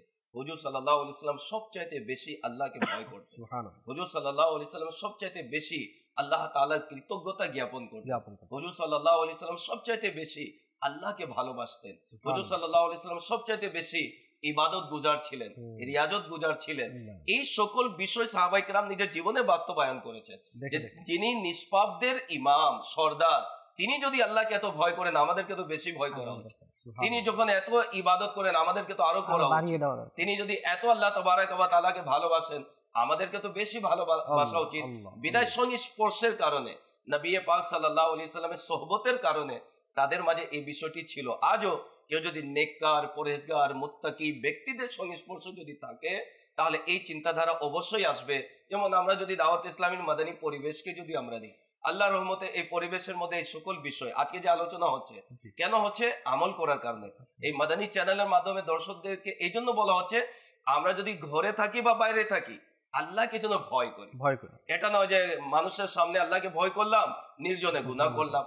এটি তো ইসলাম আমাদেরকে শিক্ষা দেয়নি, সাহাবায়ে কেরামদের জীবনী থেকেও পাওয়া যায়নি। বরং তারা মানুষের সামনে ভয় করতেন, নির্জনে আরো বেশি ভয় করতেন। সিদ্দিক আকবর রাদিয়াল্লাহু তাআলা আনহু তিনি মুখে পাথর রাখতেন। কেউ বলে, ইয়া আমিরুল মুমিনিন, আপনি তো জান্নাতি, জান্নাতের সুসংবাদ পেয়েছেন, মুখে পাথর কেন রাখেন? সিদ্দিক আকবর বলেন, পাথর এই জন্য আমি রাখি, অসাবধানতার কারণে আমার মুখ থেকে এমন শব্দ বের হয়ে না যায় যে আমার প্রভু আমার থেকে নারাজ হয়ে যায়, আমার আল্লাহ যেন আমার প্রতি অসন্তুষ্ট হয়ে না যায়, এই জন্য আমি মুখে পাথর রাখি। এত সাবধানতা অবলম্বন করার পরেও মুখে পাথর রাখা, এটা কিন্তু অনেকের বুঝে আসবে না। আমি যদি একটু আসানের সাথে বুঝাই, তাহলে দেখা যাবে যে যারা পান খায়, অনেকে পান খায়, এখন পান মুখে দিল, এখন কোথাও যদি তাকে কিন্তু খেতে দেয়া হয়, তখন কিন্তু ইশারা দেয় আমি পান খাচ্ছি, বলে আরে আমি পান খাওয়াবো না, তুমি আর খেয়ে নাও। তারপরও কিন্তু মুখ থেকে পান ফেলে না, পান খায় না। একটা উদাহরণ দেওয়ার জন্য বুঝাচ্ছি। সিদ্দিক আকবর রাদিয়াল্লাহু তাআলা আনহু তাকওয়া দেখুন, পরহেজগারি দেখুন, যে তিনি মুখে পাথর শরীফ রাখতেন। এই পাথর কেন রাখতেন? যেন মুখ থেকে কথা না বলতে হয়। কথা বলতে গেলে অযথা কথা বলতে গেলে পাথর বের করে কথা বলতে হবে। যদি দেখা যায় যে সাহাবায়ে কেরামদের ব্যাপারে এটি কনসেপ্টই আমাদের আসতে পারে না যে তাদের মুখ থেকে অযথা কথা আসবে। ঠিক আছে, আচ্ছা, সিদ্দিক আকবর রাদিয়াল্লাহু তাআলা আনহু তারপরেও সাবধানতা অবলম্বন করে সচেতন কত হলেন, মুখের তিনি সংযম করেছেন, মুখের হেফাজত করেছেন। আজকে দেখা যায় বাপু, অনেকে আমরা কথা বলি, বিশেষ করে দিন ইসলাম নিয়ে অনেকে কথা বলে, জানা অজানা এমন এমন কথা বলে দেয় মাযআল্লাহ, যেটি ইসলামের পরিপন্থী, যেটি দেখা যায় অনেক সময় মাযআল্লাহ মুখ থেকে কুফরি বাক্য পর্যন্ত বের হয়ে যায়। আল্লাহ রসুলের ব্যাপারে, অলিয়া ইকরামের ব্যাপারে, ফেরেশতাদের ব্যাপারে, কোরআনুল কারীমের ব্যাপারে, হাসরের ব্যাপারে, জাহান্নামের ব্যাপারে, জান্নাতের ব্যাপারে এমন এমন কথা বলে দেয় মাযআল্লাহ, যেটি কুফরি থাকে, যা ইসলাম থেকে মানুষকে বিতাড়িত করে দেয়। কিন্তু বলার ক্ষেত্রে কোনো সাবধানতা নয়। বলা হয়েছে যে মুমিনের যে জিহ্বা হৃদয়ের পিছনে রয়েছে, মুমিন বলার পূর্বে হৃদয় থেকে পরামর্শ করে, অর্থাৎ চিন্তা ভাবনা করে, এরপরে বলে। আর বলা হয় মুনাফিকের যে জিহ্বা মুখ, এটি হৃদয়ের পূর্বে থাকে, চিন্তা ভাবনা ছাড়াই বলে দেয়। এখন বলে দেওয়ার পর সে অনুশোচনা করে, যা আমি এটা কি করলাম, এটা তো আমার মুখ থেকে বের হয়েছে। এই জন্য বলার ক্ষেত্রেও আমাদেরকে সাবধানতা অবলম্বন করতে হবে। মাযআল্লাহ এমন কোনো বিষয় আমরা মুখ থেকে বের না করি যা আমার ঈমান হারা হয়ে যাওয়ার আশঙ্কা থাকে। মূলত রিয়াজ ভাই, ইসলামের প্রত্যেকটি বিষয় তো অলরেডি আমাদের মাঝে আমাদের আকাবিরগণ বলে গেছে। জি জি, এটা কিন্তু অলরেডি মানে কিতাবেও লিপিবদ্ধ আছে, এবং আমাদেরকে বলেও গিয়েছেন তোমরা এভাবে করবে, এভাবে করবে। এখন এক্সট্রা ভাবে এখন এসে আমি নিজেকে এক প্রকার মুস্তাহিদ হিসাবে আত্মপ্রকাশ করিয়ে মাসআলা নিজের মতো করে বলা, অথবা একটা বিষয়কে নিজের মতো করে তুলে ধরা এবং নিজের মত এখানে প্রকাশ করার সুযোগ তো নেই, যেখানে এটা ফয়সালা হয়ে গেছে। আজকে সিদ্দিক আকবর নিয়ে আলোচনা, কে যদি মাযআল্লাহ মুখ থেকে বের করে দিও আমি সিদ্দিক আকবরের খেলাফতকে মানি না, নাউযুবিল্লাহ, এই যে বললো, এই বলার সেটা না সিদ্দিক আকবর খেলাফত থেকে নেমে যাবেন, ওনাকে খলিফা বলা হবে না। খলিফা পূর্বেও বলা হয়েছে, এখনো বলা হবে, ভবিষ্যতে বলা হবে, পর্যন্ত বলা হবে। খেলাফতে কে বসিয়েছেন এটা দেখতে হবে, কে খেলাফতের উনার সুসংবাদ দিয়েছেন এটা দেখতে হবে। কিন্তু যে বলেছে সে গুমরাহ হলো, তার ঈমান নিয়ে, তার আকীদা নিয়ে কি নিজের মত প্রকাশ করছে। নিজের মত প্রকাশ কখন কোথায় করতে হবে, কোন বিষয় করতে, সেটা তো আপনাকে আমাকে বুঝতে হবে, তাই না? এই জন্য বলার জন্য অনেক সচেতন হয়ে কথা বলতে হবে। শুধু বললেই হবে না, বাচাল হলে হবে না। নিজেকে বাঁচাতে পারবেন। জি, আমরা আসছি, আবারও আসবো। মাইনুদ্দিন ভাই অনেকক্ষণ ধরে বসে আছেন, আসবো। কল রয়েছে, কল শুনি ইনশাআল্লাহ। জি, কল চালিয়ে দিন। মোহাম্মদ গোলাম মোস্তফা, আমার বাড়ি জামালপুর। আমি আপনাদের মাদারি চ্যানেল মানে সর্বদাই দেখি, দেখে খুব ভালো লাগতেছে আমার যে আপনারা বলতেছেন, এই জন্য আমি আপনাদের মানে ধন্যবাদ এবং স্বাগতম জানাই। জানা জিনিস কিছু জানতে পারতেছি। মাশাআল্লাহ, অজানা জিনিস জানতে পারছেন, আল্লাহ পাকের দয়া এটা। আল্লাহ পাকের প্রতি শুকরিয়া জ্ঞাপন করুন, আমাদের জন্য দোয়া করুন, আমাদের চ্যানেলের উত্তরোত্তর কামিয়াবির জন্য দোয়া করুন এবং সহযোগিতাও করতে থাকুন দাওয়াত ইসলামী, মাদানী ফান্ডকে এবং মাদানী চ্যানেলকে। জি, নেক্সট। আমার নাম সাবিয়াহুল শিফা, আমি ব্যাংকর কামারপুরা থেকে আরেস্ট করছি। আমি এখন মাদানী চ্যানেল দেখতেছি। আমি সবাইকে আমি মাদানী চ্যানেল দেখি, আমার খুব ভালো লাগে। আমি একটু নাচ শুনতে চাই, নাচটি হলো দয়া নজর দাও না ইয়া নবী। আমাদের হাতে সময়ও আমাদের কম রয়েছে। সিদ্দিক আকবরের মানকাবাত আমরা আজকের শোনার চেষ্টা করব। বিশেষ আসুন আমরা মানকাবাত সিদ্দিক আকবর রাদিয়াল্লাহু তাআলা আনহু শ্রবণ করি।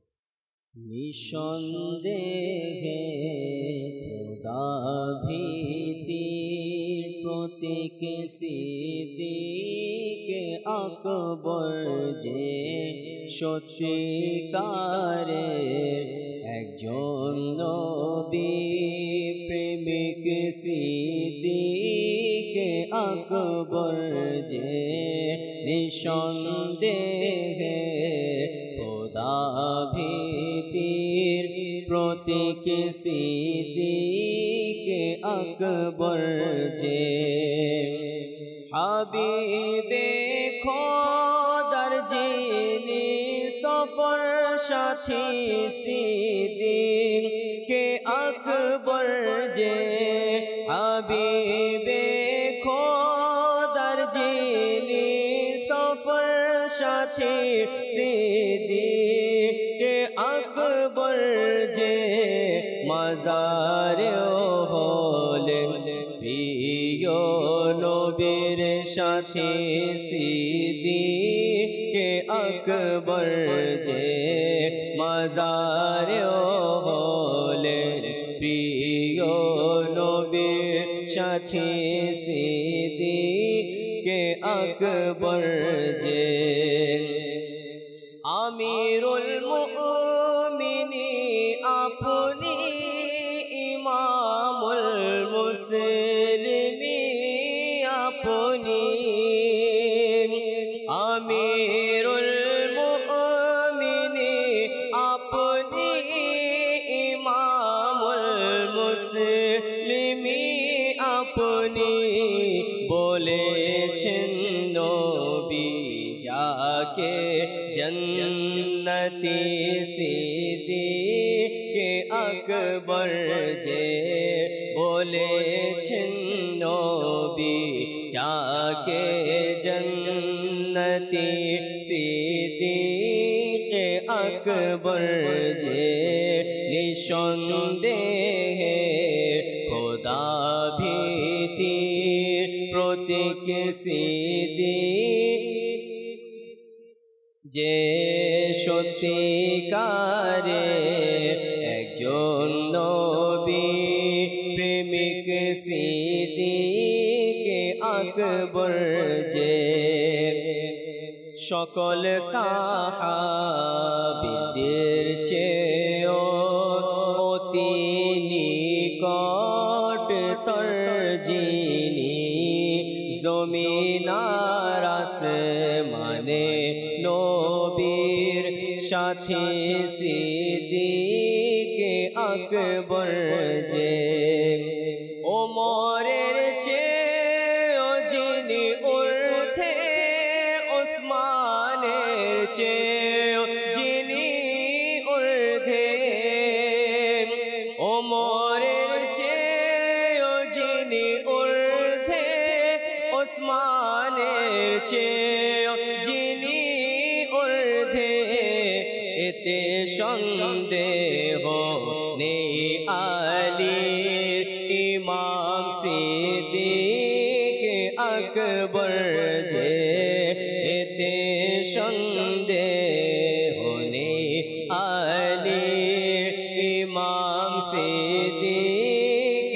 আকবর যে ইমাম আহমদ ও মালিক আর ইমাম আজম আবু হানিফা ইমাম আহমদ ও মালিক আর ইমাম আজম আবু হানিফা ইমাম শাফিঈর ইমাম হলে সিদ্দিক আকবর যে ইমাম শাফিঈর ইমাম হলে সিদ্দিক আকবর যে নিঃসন্দেহে খোদা ভীতির প্রতীক সিদ্দিক আকবর যে সত্যিকারে একজন নবী প্রেমিক যে হয় না চিন্তিত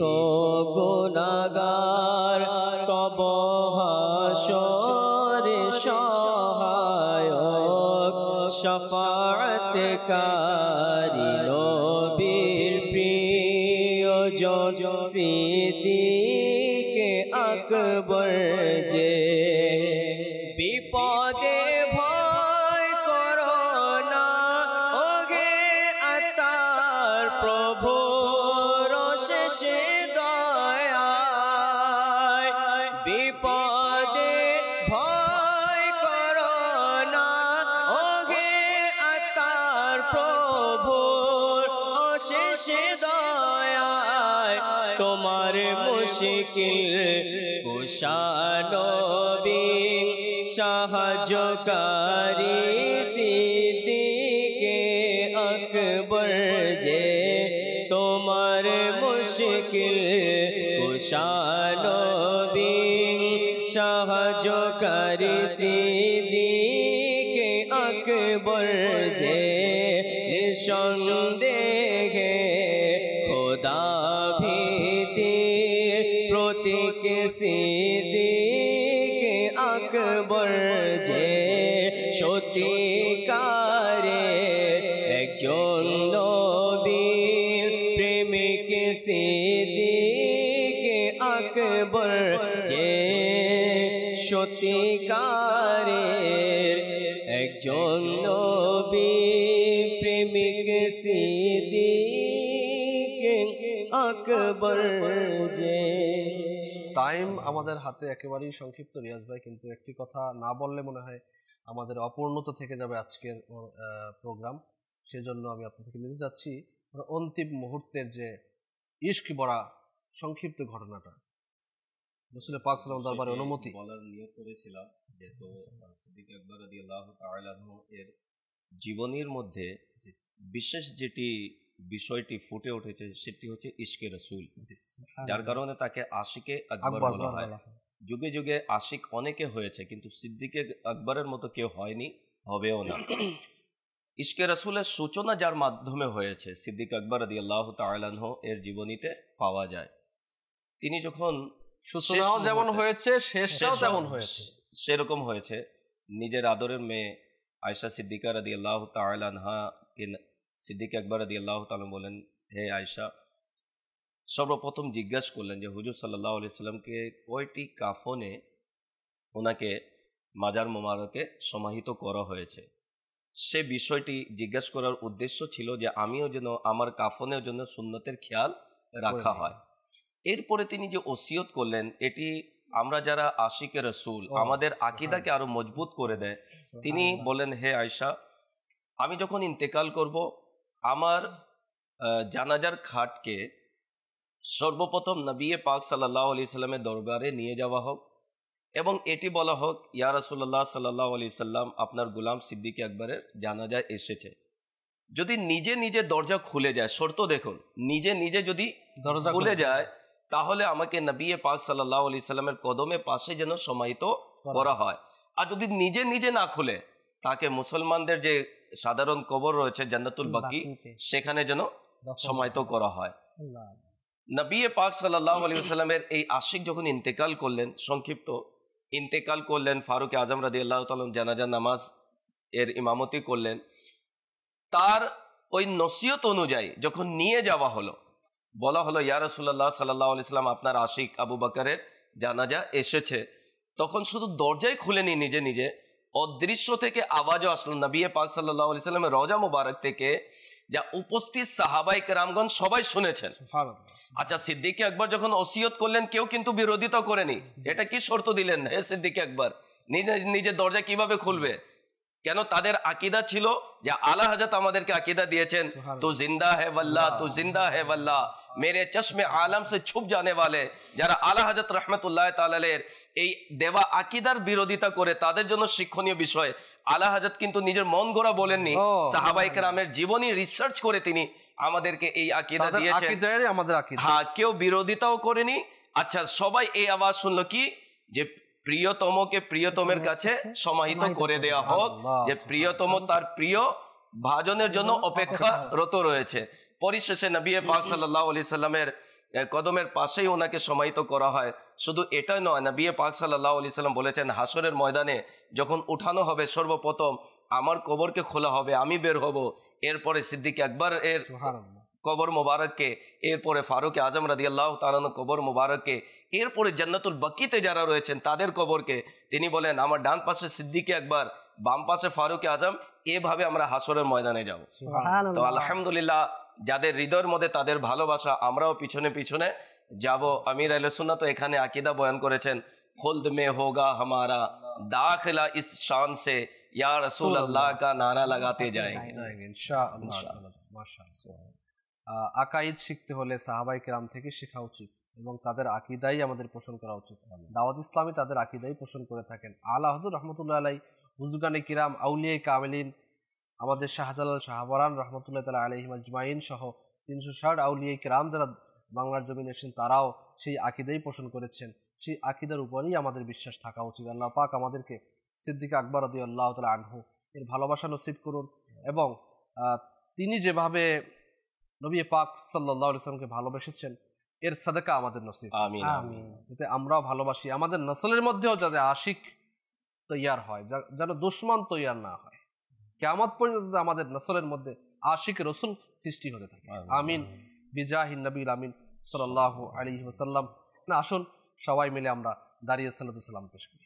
ইয়া নবী সালাম আলাইকা, ইয়া রাসূল সালাম আলাইকা, ইয়া হাবিব সালাম আলাইকা,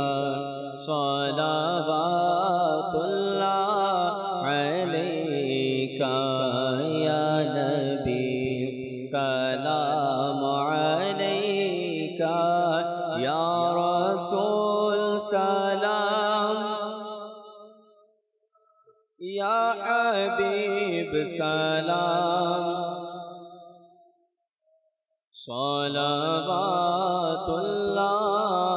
আলাইকা, মুস্তাফা জানে रहमत पे लाखों सलाम, शम्ए बज़ में हिदायत पे लाखों सलाम, अबू बकर उमर ज़ुन्नूरैन और अली, अबू बकर उमर ज़ुन्नूरैन और अली, आल असहाब इतरत पे लाखों सलाम, मुस्तफा जाने रहमत पे लाखों सलाम, शम्ए बज़ में हिदायत पे